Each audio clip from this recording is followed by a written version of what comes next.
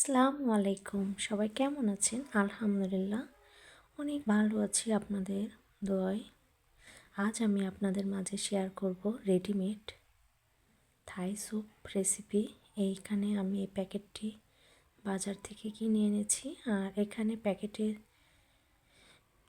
গায়ে সব কিছুই আপনার প্রণালী দেওয়া আছে। তারপরেও আমি আপনাদেরকে বলছি, এখানে আমি 2 কাপের মতো পানি নিয়েছি।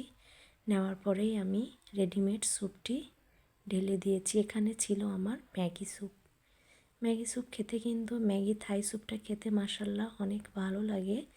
আর আমি একটু বাটি স্বাদ আনার জন্য রেখেছিলাম চিংড়ি মাছ। চিংড়ি মাছ আমি প্রথমেই লবণ দিয়ে হালকা জ্বালিয়ে নিয়েছি।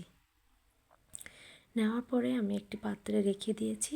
আর এখন আমি যে প্যাকেট থাই স্যুপটি দিয়েছিলাম সেটি এখন আমি খুব সুন্দর করে নাড়াচাড়া করে নিয়েছি। নেওয়ার পরে চিংড়ি মাছটাও দিয়ে দিয়েছি, মানে হওয়ার পথে দিয়েছি আর কি। চিংড়িটা দেওয়ার পরপরই আমি জাস্ট 5 মিনিট রাখবো, তারপরে নামিয়ে নেব।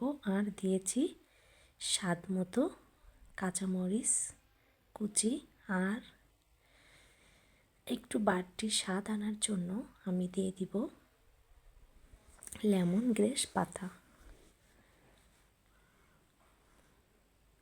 এখন আমি খুব সুন্দর করে স্যুপটি নেড়ে নিয়েছি। আর এই যে লেমন গ্রাস পাতাটা আমি দিয়ে দিলাম।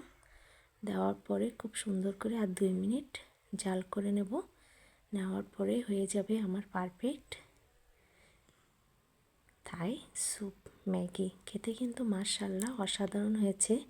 আর বিশেষ করে শীতে এভাবে স্যুপ খেতে কিন্তু অসাধারণ লাগে।